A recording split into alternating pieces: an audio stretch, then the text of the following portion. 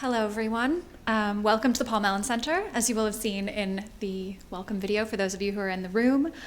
So welcome to everyone, whether you are here in the room or you're online. My name is Rebecca Tropp, and I'm the convener of What Light Through Yonder Window Breaks, the window as protagonist in British architecture and visual culture.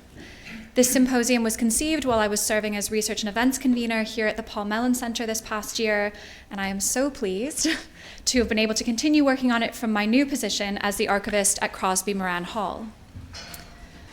This winter marks 5 years since the outbreak of COVID-19, with the pandemic emerging in December 2019 and arriving in the UK about a month later. In March of 2020, we here in the UK experienced our first lockdown, with windows becoming for many people, especially those living in flats or other homes without private outdoor spaces, heightened boundaries between inside and outside, between where one was allowed to be and where one was not meant to linger. We are, of course, very fortunate to have windows, even if they are often drafty in this country, as they bring in light and views and, when opened, fresh air, while simultaneously allowing us to keep out most of the weather in an increasingly unpredictable climate, be that driving winds and precipitation or rising temperatures, with 2024 on track to be the hottest year on record, perhaps somewhat ironic given how cold it has been this week. But these immediate topical associations are just two ways in which the window figures in our architectural surroundings and broader visual consciousness. Across visual media and architectural design, the window is central to a broad range of issues, including self-representation, privacy and security, surveillance and voyeurism, spiritual and religious symbolism, and technological and industrial innovation. Exactly 500 years ago, in 1524, Luigi da Porto wrote the novella upon which, via further adaptations, William Shakespeare would base his fateful Romeo and Juliet. What has come to be known as the balcony scene, with an illuminated window as its focal point, was introduced in da Porto's text and evidently held enough significance to trickle down to Shakespeare's play in a notably expanded form and with the famous lines uttered by Romeo, "What light through yonder window breaks? It is the east, and Juliet is the sun." As represented in paintings and prints of the scene, and as brought to life in set designs for theater, ballet, and film productions of the story, the window has played a starring role. Somewhat closer to our own time, this year also marks 70 years since Alfred Hitchcock's classic mystery thriller Rear Window was released in cinemas, a film in which the vast majority of scenes and their associated visceral tension take place looking out a window into neighboring windows, with the main character trapped helplessly on one side of the glass as he witnesses events unfolding outside it. As has become clear in organizing this event, windows are found in a huge variety of forms and play a vast multitude of roles. The next 2 days will explore the multifaceted, multi-purpose nature of the window as protagonist, with an emphasis on its place in British architecture and visual culture, broadly conceived. The range of papers that are going to be presented provide a platform for dynamic and engaging discourse that forefronts the cultural and social significance of the window in its many guises as object, as boundary, as frame, and as mediator. This afternoon, we will have 2 hybrid panels with speakers joining us in person and via Zoom from the UK, US, Italy, and India. Panel 1 will be on the topic Visions of Light, chaired by Ruth Ezra, and following a short break, Panel 2 will look at social relations, chaired by Vajdon Sohaili. The chairs will introduce each speaker before they present, but we will hold all questions and discussion until the end of the panel. And I just wanted to highlight that because if you would like to ask a question, please wait for one of the microphones that will be moving around the room so we can pick it up for our online audience and for the recording. And for anyone joining us from online, we do very much encourage you to ask questions as well, and I will be fielding those. I'll be looking at the chat, so I will raise my hand and ask the questions on your behalf. And following these 2 angles on the theme of windows in architecture and visual culture, we will have a curator's talk between Jasmine Allen and the Paul Mellon Center's director, Sarah Victoria Turner. For those joining us in person, we will conclude the day with a reception here in Bedford Square. So with all of that out of the way, we can actually get started. So I'm going to turn it over to Ruth Ezra.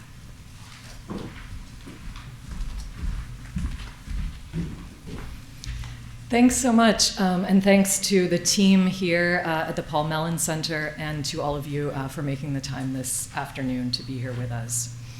So welcome to Panel 1, Visions of Light. As you've just heard, we have 3 speakers, each of whom will present for 15 minutes, followed by 15 minutes of combined questions. So please save your questions for after the talks. And we will be taking questions both from the floor, look for the roving mic, and also from the online audience. So this is the Zoom window as protagonist in British academia. And we hope that it will be a frame and a mediator rather than a boundary, thanks to the wonderful team at IT as ever. Okay, so I shall now introduce the panel as a group. First, we have Benet remoting in from Williamstown, Massachusetts, where he is a student at Williams College. He researches transparency as a coveted material property and racialized discourse from the time of Hogarth to the early cinema. His paper is titled Looked Through, Edward Orme's Transparent Prints and Activating the Georgian Window. Next, we will have Francesca Strobino. She is an independent scholar who recently earned her doctoral degree, congratulations, from the Photographic History Research Center at De Montfort University with a thesis on William Henry Fox Talbot's experiments with photomechanical printing, work that informs her talk today, which is entitled The Window as a Test Object, Talbot's Early Photographic Experiments with Latticed Patterns. Last, we will hear from Victoria Hepburn, a postdoctoral associate at the Yale Center for British Art. She recently completed her PhD at Yale University, so more congratulations this afternoon, with a thesis on the art of William Bell Scott. Her talk draws from this research and is entitled A Luminous Framework but Not Glass of a Modern Kind, William Bell Scott's Painted Windows for the Ceramic Gallery at the South Kensington Museum. Welcome all.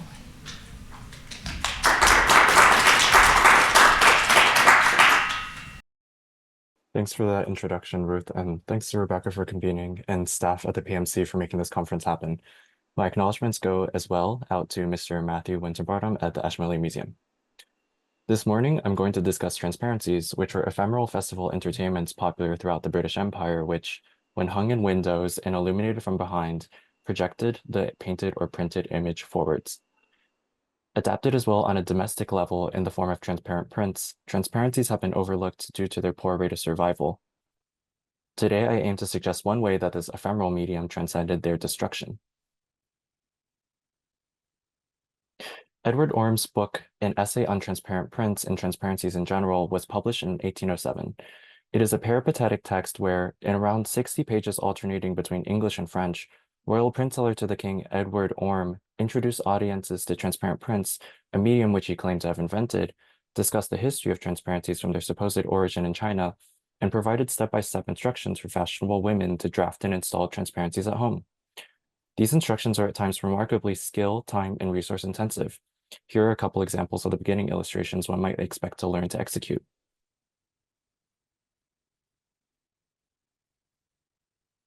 The letter exchange between Jane Carlyle and her husband Thomas, a fashionable London writer couple, attests to the difficulty of making and installing transparencies among Orme's primary audience. Following winding and lengthy instructions which recommend the usage of materials like spirit of turpentine and aqua regia, more often found in the chemical lab than at home, Jane's repeated trials, frustrations, and ultimate failure to create and affix a paper transparency to her husband's study window exemplify the typical aesthetic motivations and middling social positions of people interested in transparencies. Orme himself acknowledged the appeal of transparencies as economic substitutes to stained glass, and accordingly most projects in his books are prints designed for display as is or applied to surfaces like sheet glass windows, fire screens, and chimney boards. The final project Orme presented in the book, accompanied by an illustrated plate titled Lamps and Figures, stands out for its extravagant scale and inaccessibility compared to already difficult preceding projects. Represented on the plate is a group of two Chinaman figures holding up lamps, a fire screen or chimney board painted with the Chinese partridge, and a larger hexagonal lamp with a panel drawing on each side, including the bottom, and two chains of tasseled bells strung from each vertex. Each demonstration plate in the book is painted on the reverse side according to the design on the front, mirrored 180 degrees on the left-right axis so that figures are directly backed by their equivalent. The reverse designs are executed with paint only, omitting definitional pencil work on the front and certain designs meant to be accentuated by the transparency. In addition to being mirrored on the reverse, the plates in each book are hand-painted with the varnish, likely spirit of turpentine as Orm recommends, that grants them the namesake property of transparency and allows them to glow when backed by a strong light source such as a fire, candle, argon lamp, or sunlight filtered through a window. Traces of this application remain visible in the heavily modeled blotting and blurring of the ochre umber screen backing the partridge, a testament to the chemical process key to creating transparencies which partially dissolves the structure of the paper, fabric, or glass grounds. Omitting on the reverse side designs like the partridge and selectively applying varnish on both sides to background areas such as the screen heightens the effects of the transparency, producing the illusion of the bird frontally advancing in three-dimensional space when illuminated. Although most plates in the book are two-dimensional prints, Lamps and Figures illustrates the assembly of a three-dimensional installation Orm envisions for a, quote, holler saloon, similar to those displayed by the Prince of Wales, quote, in the Marine Pavilion of Brighton.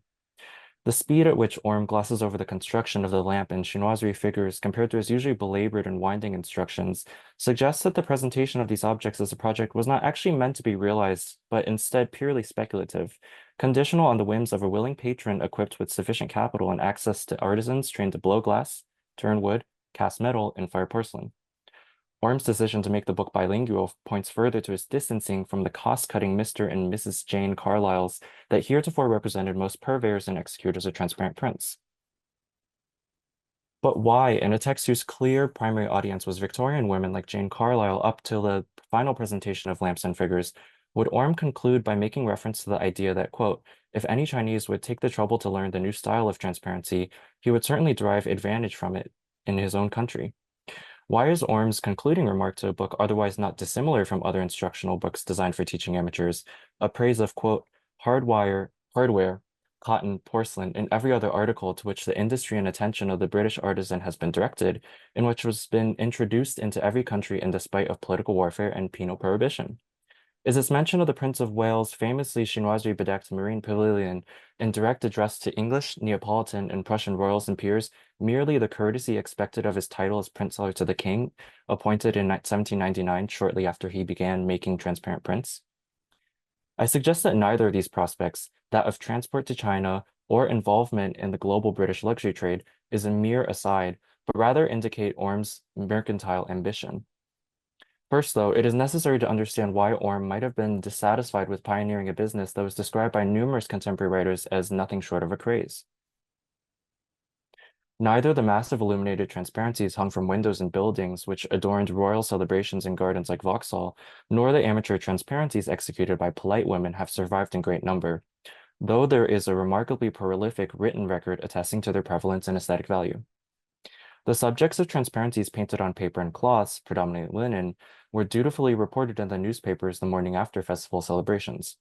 In Mansfield Park, Austen writes of, quote, 3 transparencies made in a rage for transparencies for the lower panes of one window where Tintern Abbey held its station between a cave in Italy and a moonlight lake in Cumberland.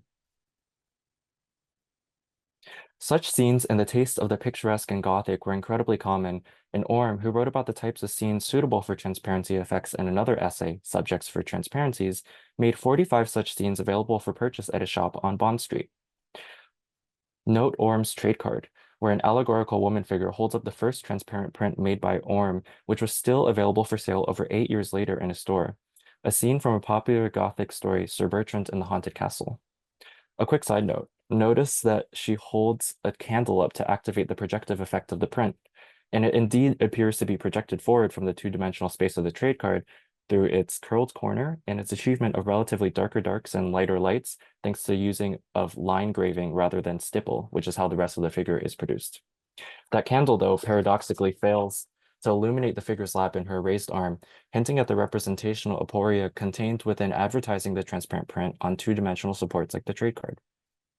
Gothic scenes like Sir Bertrand worked in tandem with women's fascination for the Gothic, something Orm was evidently aware of, engendering his reader in the book as a woman when not directly addressing His Royal Highness. Women's fascination for the Gothic was a printmaking subject in itself, as in James Gilroy's Tales of Wonder, an aquatint caricature of a group of women grotesquely absorbed by M.G. Lewis's novel The Monk. The novel was lurid in its tale of a monk breaking his celibacy vows to engage in an incestuous relationship. Orm abetted in enabling women's imaginations through the sale of Gothic prints depicting lurid, Gothic, and picturesque scenes, and his actions throughout the book suggest his unease at female sexuality and the realm of transparent printmaking. Orm's awareness that the viewing of transparencies necessitates a more active and penetrative opticality than academic painting and sculpture conventionalized around nude figures, where pretense is made to cognitive dissonance to guarantee an ostensibly indifferent appreciation of the work of art, is belied by his use of relatively benign subject matter to demonstrate the experimental representative potentials of transparencies. Take, for example, this cat, whose eye color changes when blue pigment in aqua regia is applied and heated. At the very least, Orm was aware of the relatively cheap, both in monetary and aesthetic terms, quality of his products. I contend that his anxieties about the feminine, frivolous, and ornamental aesthetic values so tightly bound up with transparencies led him to seek a more prestigious taste and patronage for the art form he asserted that he invented. In this context, Orm's persistent equivocation of transparent prints in an essay on transparent prints with other, quote, fine arts should not be read as flattery of the skills of amateur housewives or even the typical self-aggrandizement associated with British artisan merchants of the period. Rather, these comments surface from Orm's self-conscious attempt to relocate transparent prints into the space of those mercantile fine arts advanced under the auspices of His Majesty, quote, hardware, cotton, and porcelain. Returning to Orm's seemingly non sequitur commentary on the Chinese who might learn this new style of transparency and the success of British export despite political warfare and penal prohibition, I contend that this is neither a generically Orientalist snark nor an Englishman's sycophantasm, but rather a real response to the Macartney Embassy, a diplomatic mission sent in 1793 to the Chinese Qing court to open up luxury trade, which spectacularly failed in part due to China's disinterest in British luxury goods. Depicted again, the Macartney Embassy by James Gilroy. Despite the closure of trade on most British luxury goods, one type of European-originated art form circulated in Chinese port cities throughout this period, reverse-painted glass. Painted on the reverse so as to be visible from the front, reverse-painted glass is a highly specialized skill that by the end of the 18th century had become largely extinct in Europe. It was in specialized workshops in port cities like Canton that mostly anonymous Chinese artisans executed paintings such as portraits, miniatures, and classical and genre scenes alike from prints brought by merchants from Europe. On the level of making, reverse-painted glass perfectly mirrored the fabrication process of transparent prints and transparencies etched into glass, a matter which I suggest Orm was aware of. I propose that the critical link to understand Edward Orm's mercantile ambitions to make use of this already established trade route in Canton is a surviving rosewood cabinet with two reverse glass paintings inlaid in the cabinet doors. The two paintings are reproductions of William Orm's transparent print, The Temple of the Sun, which was available for sale in the Orm Brothers print shop. Beyond indicating that prints by the Orm brothers traveled to Canton to be executed in transparent materials such as glass, the presence of the Temple of the Sun in this rosewood cabinet attests to the idea that Orm's prints could be successfully implemented in larger decorative objects that possess closer associations with luxury and value. This enacts Orm's ambition set forth in Lamps and Figures, where the aesthetic value and prestige of transparent prints was successfully distanced through their centrality in an ornamental set replete with materials fashionable to royal and aristocratic tastes, from associations from the merely picturesque, feminine, or Gothic. Given that manufacturing reverse painting on glass was a rarefied skill, technically challenging to the extent that a robust trade network grew up surrounding a notoriously closed-off market for luxury goods, the opportunity to facilitate the execution of his transparent prints within glass transparencies in Canton must have appeared to be a perfect opportunity to Orm. In the wake of limited luxury trade, it must have appeared to be a perfectly appealing mercantile ambition. The geographic and aesthetic breadth encapsulated by transparent prints suggests that they are anything but an isolated phenomenon belonging to what both the public and the inventor of the medium saw as the frivolous, domestic, and feminine proclivities towards the picturesque and Gothic. As attested to by the subtext, historical context, and demonstration plates within Orm's essay on transparent prints and transparencies in general, The opportunity to expand transparent prints into the lucrative realm of luxury by association with actually intrinsically and aesthetically valuable materials like glass, wood, and porcelain was first envisioned and then successfully executed, as objects like the rosewood cabinet attest. Through the intangible material qualities of transparency and luminosity that they shared to genuine luxury articles, the transparent print, an object that was initially marketed as a substitute to colored glass, eventually embodied its very form. For a medium that exemplifies, perhaps even to an anxious degree, the need for all art objects' aesthetic value to be activated by way of a present and participatory gaze, the rich history of the transparent print circulation, reception, and relationship to other media has been remarkably overlooked, or rather looked through. Orm would be delighted.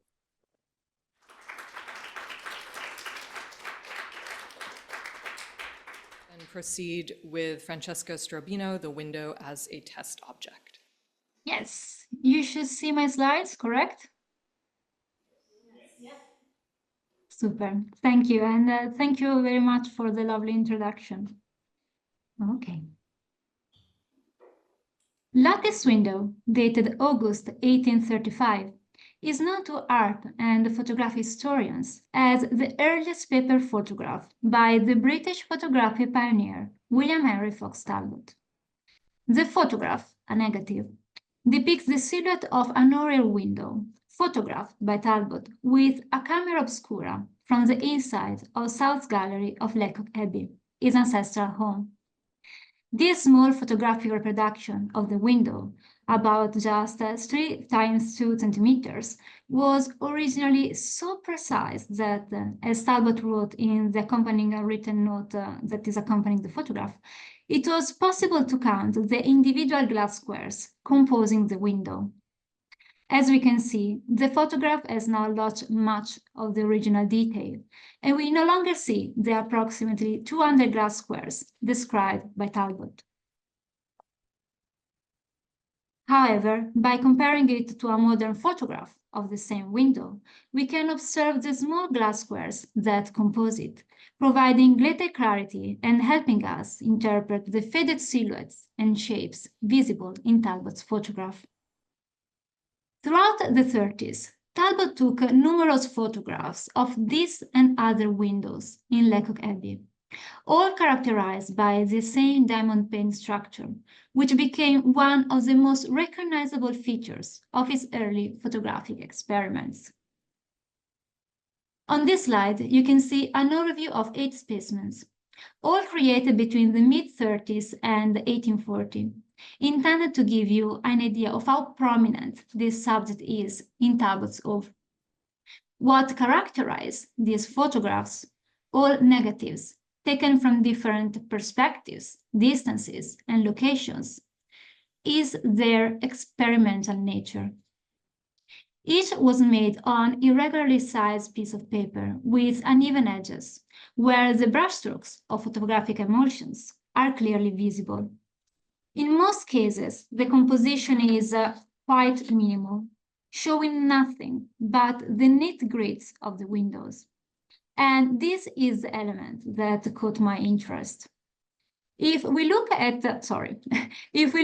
these images as a corpus of photographs, rather than isolating them as single images, we can see a pattern in Talbot's photographic experimentations, and it regards lattice structures and grids. In this paper, I suggest that Talbot used the window and its lattice pattern as a test object to explore the technical limits of his invention, the photogenic drawing, which he disclosed to the public in 1839 during the famous Friday evening lecture at the Royal Institution. My analysis places the window structure within the context of other lattice objects tested by Talbot in those years, such as gauze and lace patterns. The objective is to highlight how specific features of the window were instrumental in making the key characteristics of the photogenic drawing process, such as verisimilitude, visible to the Victorian audience. If we return to the lattice window photograph and compare it with another extremely famous early photograph of a window, or I should say from a window, we can begin to unpack Talbot's intent in depicting windows. The image on the left is Niepce famous heliograph point of view, often referred to as the first surviving photograph made with a camera obscura. It shows the views from a window in Le Gray, where Niepce conducted some of his early photographic experiments. By comparing these two images, we can see how Niepce and Talbot's intention differed. Niepce's photograph aimed to capture the view from his open window, depicting nearby rooftops and the landscape in the background. In contrast, Talbot's photograph focused solely on the window itself, photographed against the light to enhance contrast and making it almost impossible to see the exterior. This difference is significant. While Niepce was testing its process ability to record scenes from the real world, Talbot used the window and its intricate details. Recall he mentioned the approximately 200 glass squares he could count to test the accuracy of his process. Here we see two more examples of Talbot's photogenic drawings depicting windows. Although faded, we can once again recognize the lattice structure of Lecoq's Abbey's window. And Lecoq Abbey itself is an important element to consider. Not only it was the location where Talbot conducted his early photographic experiments, but its distinctive features became a primary subject for him. This choice was both due to the building's aesthetic qualities and also practical considerations. The proximity to a wide range of visually interesting subjects allowed Talbot to return on the same subjects on different days, producing new photographic specimens for comparison. These two photographs, for instance, likely depict the same window from roughly the same distance, yet the results differ. In the image on the left, the negative tones are much darker, enhancing contrast, while in the image on the right, the tones are lighter and warmer, resulting in a more faded image. These variations attest to the experimental nature of these images and objects, in which Talbot tested different photosensitive emulsions, each yielding unique outcomes. The constant, however, remains the subject itself, the window, which gave Talbot a stable reference point for evaluating his tests. As I mentioned, windows played a key role in Talbot's early years of photographic experimentation, accompanying him from the photogenic drawing to the calotype process he patented in 1841. This was the first photographic process based on the negative-positive system, which enabled the creation of multiple positive prints, also called saltpeter prints, from a single negative. Here are a few more examples of the calotype process and the positive prints it produced. As you can see, after years of practice and important technological improvements, the compositions of these photographs become less minimal, with Talbot photographing windows from the outside, providing more context on the architectural features. However, the grid-like structure of the windows remains a consistent element, appearing as a distinct silhouette, especially in the negatives. This interest in grids and regular geometric patterns becomes even more visible when we broaden the corpus of images to include other lattice objects, such as lace and gauze. For example, here are two photogenic drawing specimens depicting samples of lace. However, in these photographs, the subject is not the lace itself, but its regular pattern. Talbot does not photograph the entire lace samples. Instead, he focuses on close-up details that highlight the design. These photographs were made using a different technique compared to the Windows picture. These images are in fact camera-less photographs created by placing a flat subject, in this case lace, in close contact with a paper coated with a photosensitive emulsion. The image is therefore produced not with a photographic camera, but through the physical contact between the subject and the photographic paper. As we can see, thanks to this technique called contact printing, even the finest of the detail is reproduced. Comparing Talbot's photographs of windows and lace patterns, we can identify a unifying element: the need to test the technical limits of the paper-based photographic process. And Talbot does this by testing two different picture-making techniques, using a camera and contrast printing. By photographing these intricate subjects, Talbot aimed to demonstrate the photography's ability to capture the finest details in crisp precision. In this respect, a clear example is the photograph of the lace magnified with a solar microscope, as seen in the image on the right. Here, Talbot turned to scientific tools like the solar microscope to further test the level of detail achievable with the photogenic drawing process, envisioning its application to observational sciences. In conclusion, lattice structures and patterns frequently feature in Talbot's early photographic work, not for their aesthetic appeal, but for the technical challenges they pose in capturing intricate details. These challenges enable Talbot to showcase the precision and verisimilitude of the photographic process, using objects and subjects that were well familiar and known to his audience, such as windows and lace. Thank you.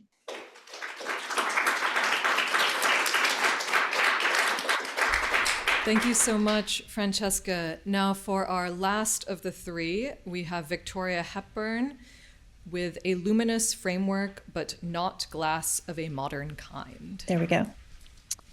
Okay. Before I begin, I want to thank the conference organizers, and I also want to acknowledge the work of Jasmine Allen and Lara Kriegel, who've briefly discussed these windows in relatively recent studies. And finally, many thanks to Sherry Eatman, former senior stained glass conservator, and Florence Tyler, curator of ceramics and glass, both at the V&A, for their knowledge, support, and their permission to use many of the images I'll be showing today, including this one. We're looking at the top half. I just wanted to, is everyone seeing my slideshow? Yes. Yes, sorry. I'm seeing myself on my screen, so I just wanted to check. We're looking at the top half of one of a series of 14 painted glass windows produced by William Bell Scott, assisted by Alice Boyd for the South Kensington Museum Ceramic Gallery, and they were completed between 1869 and 1870. Their subject is a historical account of global ceramic production from antiquity to the present, and they were intended to activate what the museum's then director, Henry Cole, and its former superintendent, John Charles Robinson, believed to be its most important collection.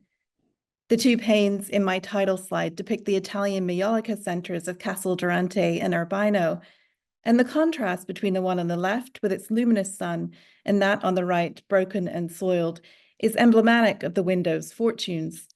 Shown held in place by an art handler, its frame marred by nail holes and peeling paint, it's clear that this window is in storage, a fate shared by the 13 others in the series.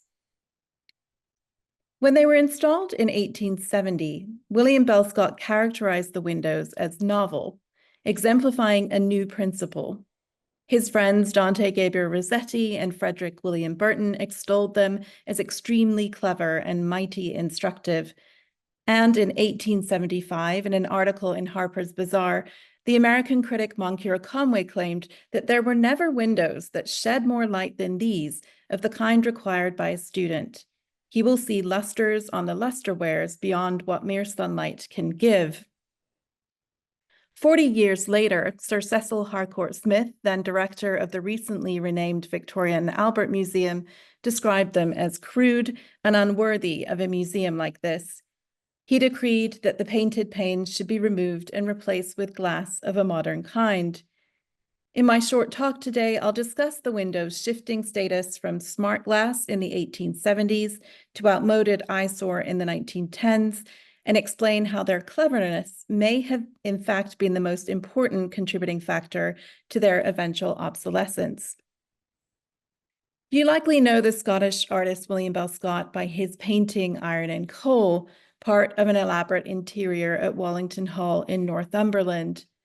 But in his lifetime, it was the ceramic gallery windows that were the most visible of his works. In the 40-year period they were in situ, the South Kensington Museum averaged over 800,000 visitors a year, meaning they were seen by millions. The windows were installed along the ceramic gallery's north wall, here indicated in green. And in the photograph, we see that the space with its collections removed, but with its highly ornamented interior, including the ceramic-clad columns and Scott's windows, still in place. If you're at all familiar with the V&A, you'll know that this gallery, which currently houses the museum's silver, now only has windows on its south side facing the courtyard. Instead of being replaced by glass of a modern kind, as Smith had suggested, the openings for Scott's windows were completely bricked up, their trace only visible in the brickwork on the building's exterior. The windows, when they were in place, had harnessed the corridor-like proportions of the gallery to lead visitors along an ostensible path of progress. Viewers found, quote, the earliest examples of the ceramic art displayed near the western staircase, with the history continuing down to the present time, illustrating at the further end the methods now in use in Staffordshire, earthenware's most important modern locality, so Scott explained. Moncure Conway, reaffirming the window's idea of advancement and making explicit a troubling underlying narrative of racial ascendancy, pronounced that by cross-referencing the windows with the collections, visitors will find at every step that they are really exploring in this gallery of pots and dishes, strata marked all over with the vestiges of human and ethnical development. But the windows aren't, in fact, strictly chronological, as you may have already noted from my slides, and there are several historical misplacements. To name just one, the series does not end in the present time, as Scott described, but rather reverts to the 18th century for its concluding statement. The scheme's final pane depicts two artists, John Flaxman and Thomas Stothart, who'd come to stand for the ideal art workman through their collaboration with Wedgwood. According to the progressive logic of the windows, 19th century industrial manufacturers, with their steam-powered potter's wheels, must once again turn to artists to truly advance British ceramics. While the complex details of the windows narrative are ripe for further discussion, in my remaining time, I want to outline their unique function at South Kensington. Jasmine Allen has surveyed the other examples of Victorian stained glass at the museum, many of which were meant to serve as exemplars through their beauty and craftsmanship, for instance, the Morris & Co. windows in the refreshment room. But Scott's windows, the only decorated glass installed in a gallery space, operated differently. In direct conversation with the collections, they functioned as didactic exposition for the objects on display. An 1876 article in the Baptist magazine, an unlikely source, observed that Scott's windows, quote, provided a luminous framework for understanding the objects beneath them. Recent prized acquisitions, such as the 15th century Spanish lusterware purchased by J.C. Robinson in the 1860s, were given starring roles. The Portuguese trading ship that decorates the bowl on the right has been animated to tell a story of the ceramic trade, while the covered bowl on the left has been arranged in the foreground with other lusterware objects from the collection. In another of the panes, Scott recreated the recursive scene of a Maiolica painter who features on a 16th century Italian plate purchased for the collection in 1855. Scott also highlighted the nascent National Art Library's recent acquisitions. Pico Passo's rare 16th century manuscript outlining the production of an Italian Maiolica was the source for his sunny bird's eye view of Castel Durante, as well as for his depiction for a group of Maiolica painters. The illustrations in another of the Art Library's texts, Stanislas Julien's 1856 French translation of Lanpu's treatise on Jingzhen porcelain, was a potential source for some of the orientalizing Chinese scenes in the windows. Scott's didactic windows then serve to cross-reference objects from two key collections at the South Kensington Museum, the ceramic collection and the library collection, seeking to contextualize the prized ceramics, whose case labels at the time included only the tombstone information and tellingly the price for which the objects were acquired. And I want to argue that the windows, which appear something like a series of giant lantern slides lit from behind rather than projected, belong not within histories of decorative art like the other windows at the South Kensington Museum, but rather within a history of interactive museum didactics, such as educational films, video walls, and touchscreens. As Alison Griffiths has outlined in her History of Immersive Museum Technologies, one of the earliest examples of automated gallery interpretation was the Dramograph, in use at the American Museum of Natural History in the 1930s. At the push of a button, viewers could watch a short, self-rewinding motion picture of pottery making in the Rio Grande. Scott's much earlier windows were likewise viewer-activated, although instead of pressing a button, one needed to cast their eye across each consecutive pane and walk through the gallery to move the narrative of progress along. As part of his critique of the South Kensington Museum's Victorian interiors, Cecil Harcourt Smith explained that the chief decorations of a museum are the objects placed there for exhibition. The rooms containing these should be dignified, harmonious, and self-effacing. The decoration should assist the lighting where necessary, but otherwise not challenge attention. Defending Smith's position in the Times, Reginald Blomfield declared that a museum exists not to show itself, but to show other things. Scott's windows were certainly casualties of Smith's general characterization of the Victorian Ceramic Gallery as disturbing and antiquated, but they were also removed because they were too successful at what they were designed to do. Created as interactive didactics inextricably tied to the ceramic collection, they were unable to operate as decorative windows in their own right. And when the ceramics were moved to a new area of the museum as part of the V&A's renovations in the 1910s, the windows simply could not remain in place, and they will possibly never be on view again. To end on a more satisfying note, there are, however, another set of Scott's windows designed to telegraph the South Kensington Museum's mission, not by engaging with its collection, but through allegorical and emblematic means. They were restored by Sherry Eatman and reinstalled in the staircases that lead to the lecture hall in 2012. So if you choose, you can visit a different example of Scott's luminous Victorian glass the next time you're at the V&A. Thank you.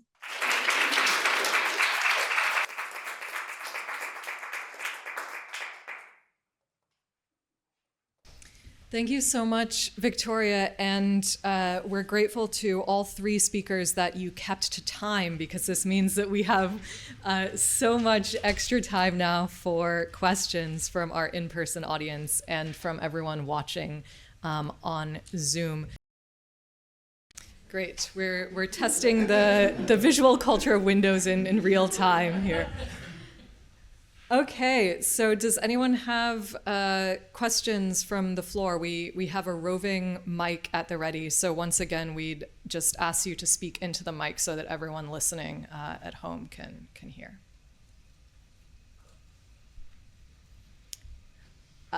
Yes. Here.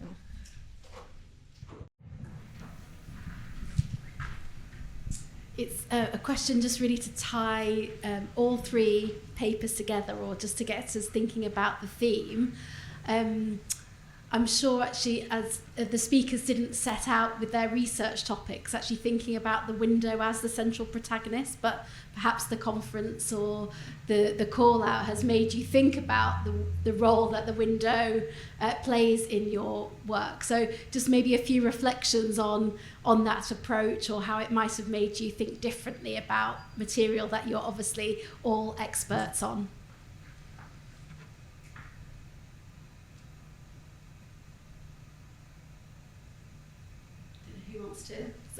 I could go first because I think mine is probably related to windows like the most obliquely. So I started out being interested in the transparent prints, and so what's fascinating about the transparent prints is that they're always kind of designed for a really mobile context, as in they could be on that kind of chimney like chimney screen, they could be on a fan, they could be put on a window, which is what Jane Carlisle was doing. But what it made me think about was that in the transition, or in Edward Orm's attempt to kind of solidify value or create aesthetic value for this kind of abject medium that he was really interested and invested in, because he was trying to get like essentially royal protection over it. He aimed at glass, and that's something that we increasingly have a lesser sense of its luxury value, when at the time of, I guess, Edward Orm's own project, chic glass, crown glass, all incredibly British things, all incredibly expensive things, all incredibly luxurious things that I think allows us to return to windows in terms of their material, and not just window as metaphor, but how do you live with it, and how does this act as something that's really valuable in your house? How is this also something that you can get I guess like a great value version of by doing transparent prints instead of having stained glass windows? Yeah. That's really interesting. Thank you. Victoria, if you want to go first. Oh, I sure. can follow. Yeah, thank you for your question, Sarah. I think, yeah, definitely didn't start this project thinking about windows. And it was a really fascinating project to think about what these are doing in this space, and how the materiality of glass functions to sort of impart a sort of meaning on this particular project that Scott participated in. And I don't think Scott actually anticipated that he would be doing these windows either. He had actually wanted to do a mural on the wall to the lecture hall staircases and other projects. So yeah, it's sort of a combination of the sort of context of the project he was asked to do, how it sort of ended up mapping out in the space, and the particular objects on display that he's responding to, all sort of combined to create a sort of meaning and significance to these windows that I don't think even the people creating them, Scott and Boyd and his collaborators, were anticipating. And it's sort of interesting to contrast this project of a sort of progressive historical look across a sort of history of ceramic production with Scott's other large installations, which are painted interiors that similarly are mapping space, and how these are different. And I also do want to mention too, there's a real connection with what Benet was talking about with the transparencies with these windows. And there were transparencies in use at the South Kensington Museum in the 19th century. And Scott talks about these, and the commission, it comes about through a kind of language of transparencies and printmaking. And so there's a real connection between his windows and the idea of prints, even though they're painted on glass. So there's a lot of things that came up that I had not previously anticipated looking into when I started my dissertation on William Bell Scott. I love this transmediality that's building up. Yeah, just to add on this, I really love that all of us were so much interested into the material culture that was connected with these objects, and also like the more practical aspect of making and engaging with them. And I really have to thank the organizers of this conference, because they gave me the opportunity of putting together some thoughts that I had at the back of my head for a long time. And usually when we deal with photographs, we just are absorbed by their images.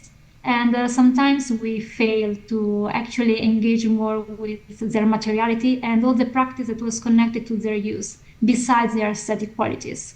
And just focusing on the window gave me an amazing case study to connect all these multiple photographic specimens that Talbot created in the 30s, and trying to understand what was their place, how they fitted within his experimentation.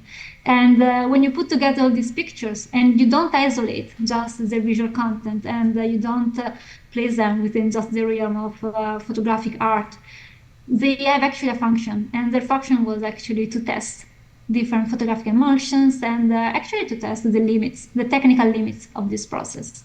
And it's been really good also to enlarge the object of research, and also to see how the characteristic, the lattice characteristic of the window could be connected with other topic and subjects that Talbot explored. And that was really interesting to do. Thank you. Really fascinating answers, and I really enjoyed your papers, which I should have said right at the start. Any more questions from the floor? I have another sort of summative question that I can direct to all three of you. Many of your comments brought out the aspects of transparency, right, that we associate or maybe assume wrongly in some cases of windows, but we also saw cases of change over time, right, that brought about the opacity, right, the opposite of maybe what was intended of these windows. So I was wondering if you could talk a bit about how opacity registers in all of your objects, whether it's, you know, the aging, the soiling, the breaking, or if it's something that is also part of a dialectic of making.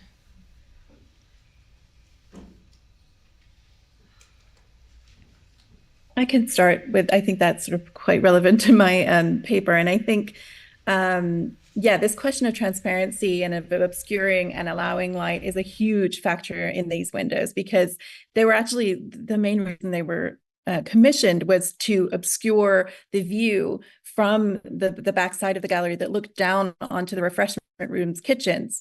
And so that no one wanted to see that. And so the windows are painted on a fluted plate glass that sort of obscures the view but allows light to come in. And so they have this real practical function from the very, very beginning, which is then sort of overlain with another practical function of becoming the didactic information in this gallery after a fashion. And so, they were always meant to obscure a particular view, and in doing so, they prioritize another view, a progressive view that champions British ceramics. And the glass of a modern kind that Cecil Harcourt Smith recommends, I think must have been another kind rather than something that allows a really clear view. And then, of course, the bricking in, they become one of these ghost sort of bricked up windows in the end that you really have to work to see from the exterior of the building. So there's a really interesting history of obscuring views rather than allowing them with these windows. I can definitely follow up and talk about obscuring views as well, because I brought up the example of Jane Carlyle, who's just kind of a example I'm bringing in to discuss people, like lay people who are getting transparent prints and putting transparencies up in their windows. So the reason she initially decides to put up transparencies in her husband's study is because they're kind of just tired of seeing the riffraff on the street. I mean, it's from their apartment, and they want something pretty, and they can't afford stained glass. So what they do is go to transparent prints. And so for that moment in time when Edward Orme was really selling these things like hotcakes, it was possible to kind of like simulate that luxury. And I think to an extent, transparency is always like associated with like glass and windows, rightfully. But I think what's fundamentally interesting about the thing about transparency is that it's always frustrated, or no one is actually achieving 100% transparency with anything that they're doing. And I would definitely, like these transparent prints essentially wouldn't exist if there wasn't like opacity and like light being obstructed and being filtered through. And so I think there's a nice way where transparency is like an ideal in a fiction, and that's something that I deal a lot with in what I'm researching about like it as an aesthetic ideal. But most of the time, what people are mostly interested in is seeing how it's frustrated and how that allows images to project forward or advance forward in space. Yeah. Yes, and just to add, in Talbot's case, it's really interesting because it does not appear to be interested in what is outside the window. So basically, the window could as well just be not even transparent. The important thing is that it's a source of powerful light that is essential for these early photographic experiments. And this is what makes his experimentation so different in respect to Niels Niepce, that instead he opened his window to look outside. While instead for Talbot was just interest in the window itself and in the very contrasted silhouette it created. So that's an interesting thought regarding the transparency of this window, because that was not really an element that was interesting for him. And also about this the issue about the windows becoming less transparent. In photography, what is interesting is that most of the pictures that I showed you are slowly fading. And this is because the more you expose these pictures to light, the more they progressively just lose detail. And basically, what creates them, light also destroys them. And it's interesting because probably at the beginning, these images were really, really much more detailed. As Talbot tells us in the unwritten note, he could even count all the glass squares. And now those are gone. And so this is an interesting element of the temporality of photography. And there is the moment when these are created, and then there is the life after it, and how they arrive to us. Wonderful, thank you. I think we might have a question from the audience online. Yes.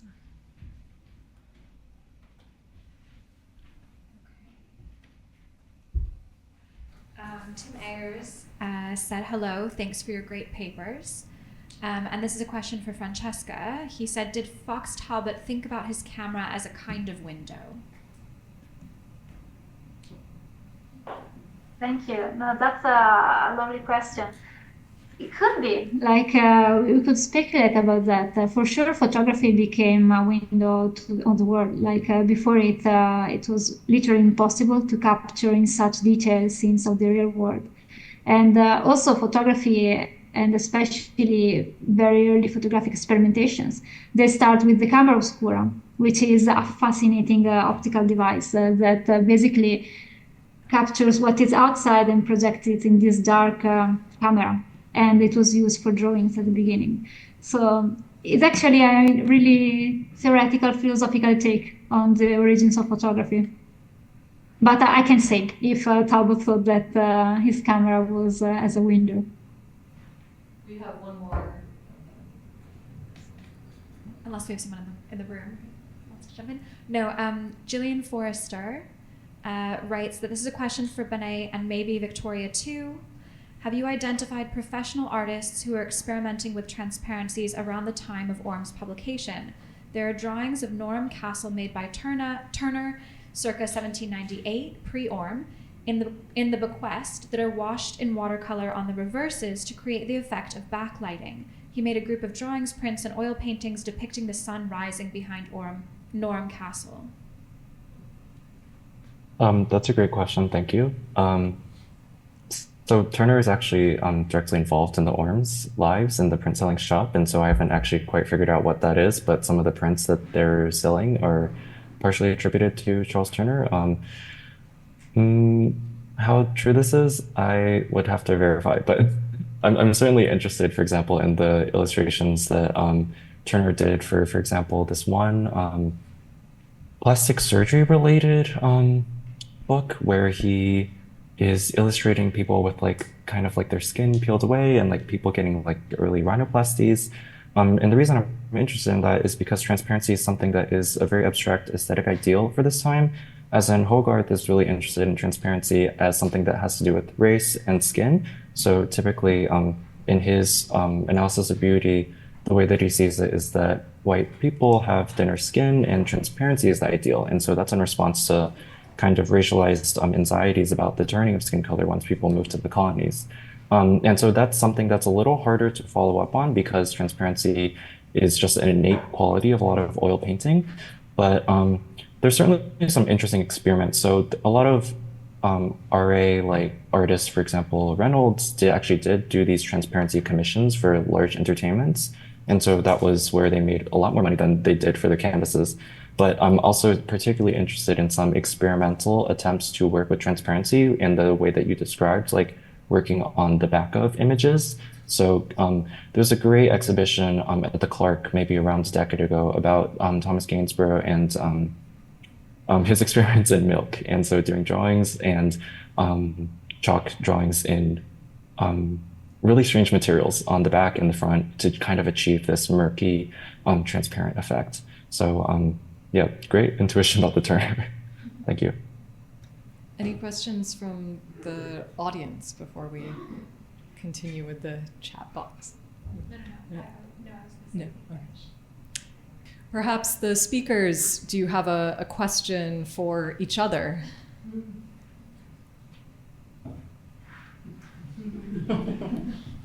Everyone stays muted.